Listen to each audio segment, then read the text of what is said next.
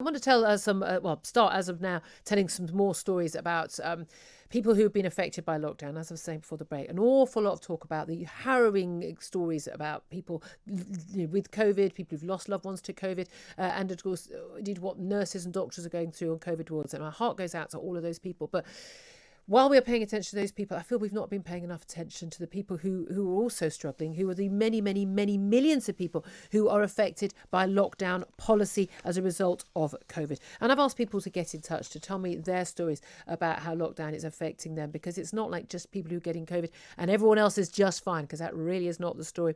And I'd like to welcome now to the show Caren MacLeod, who got in touch with me. Good morning to you, Caren.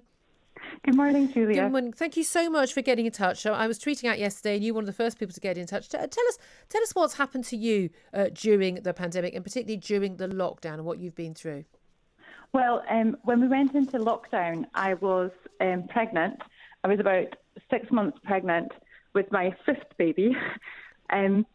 So I was forced to attend all my appointments from that point on alone, including scans, and I had a couple of procedures as well that I had to go into hospital on my own for. Yeah. And this was because hospitals were banning, and a lot still do, banning partners from attending anything at all. Was your partner, was he able to attend the birth? Yes, he was.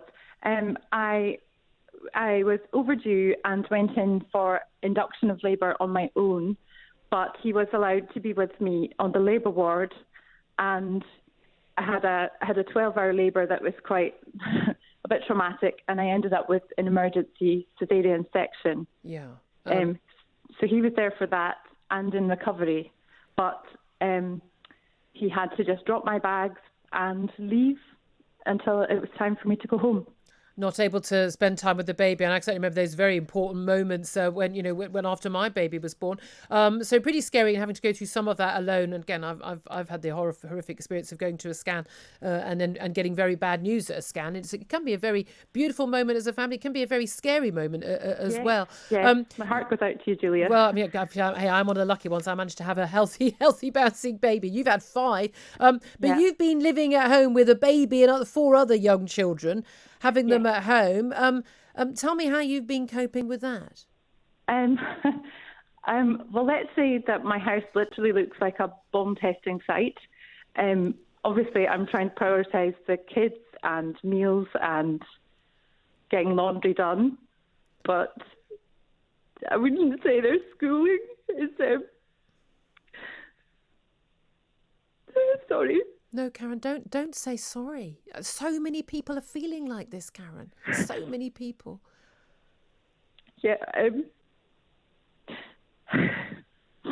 Sorry, darling. I know everyone listening right now wants to give a hug to you, but we're not legally allowed to anymore. I mean, no, exactly. It's just madness. I mean, you've got a baby at home that you're trying to care for, a newborn baby. That's hard enough for anyone, even with a baby on their own. And you've got the other young children, and you're worried they're just not getting an education. No, not very much. The school are sending online things, and I'm doing my best to go between my 2 boys, who are 5 and 8. Yeah. And but they need a lot of supervision at that age, don't they? Yeah, they need a lot of input. They do much better with teachers kind of guiding them, helping them. They definitely learn better with their peers. So we're doing what we can, but it's a bit of a disaster, and there's just no end in sight. And that's the thing, isn't it? I mean, in the first lockdown, were they getting lessons at all? I know some schools didn't provide any lessons. Like, you literally got a worksheet once a week. What did they have then? They did have some. It was fairly unstructured, and the school was emphasising well-being, and they wanted the kids to be as happy as possible. And that's fine. That's all very well, but it's not going to help them pass exams. It's not going to help them with their reading. It wasn't ideal. It really wasn't. So you are worried for them. But you've also, like a lot of people who are dealing with their children not getting an education right now, you're also dealing with the other ends of the age scale, as so many of us are, with parents who are older. And your mother has dementia right now. That's right.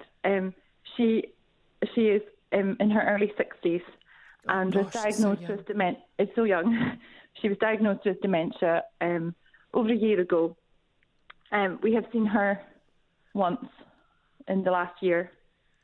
So she got to meet the baby when she was about 2 months old. But they were too scared to come for Christmas. They're 200 miles away, so I can't just go and see them. Can't just pop over and talk through the window. And as your mother, from what you're hearing from your father, is she deteriorating? I think so. She's lost her skills with computers, so I can't even Zoom call her.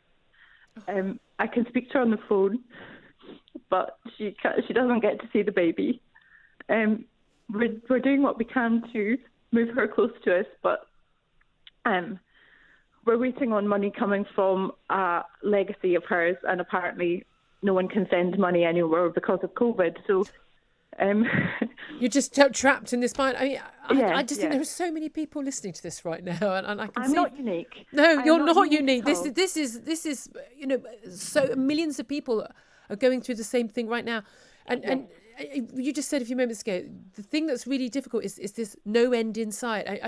Have you been hopeful about vaccines rolling out and that getting us out of this? Yes, my husband is a doctor at the hospital, so he's as busy as ever. And he's actually had his first dose of the vaccine, which is great. But he doesn't even know when he'll get his second dose. And we don't know how many people the government, including the Scottish government, who like to be a rule unto themselves, we don't know how many people they want to have vaccinated before they decide to lift any restrictions. And it doesn't seem like they want to lift everything in one fell swoop. So I'd be hopeful that the schools would go back first. But if not, then I've got 3 children to do my best to educate. And, I'm pretty broken. I think a lot of people are feeling that way. If we, as we're told, restrictions don't even start to get lifted, we're now, that's what sources are saying, until Easter, which is early April. Yeah. Do you think you're going to get through the rest of January, February and March? If I had that end point, I would. Yeah, I would. If I had help, if I had family nearby, it would probably be easier and I could form a bubble, but I don't. It's it's very isolating. It's even having a baby is quite isolating, and there's not even any mum and toddler groups that there used to be. They're all shut. There's nothing on. But Julia, I'm not even the worst hit. No. My husband has a solid job. We don't have to worry about money. We've got a home where we don't have to worry about food. There's folk in far worse positions than I am. I mean, I can feel sorry for myself. Yeah. But I feel far sorrier for folk who just don't have that security at all.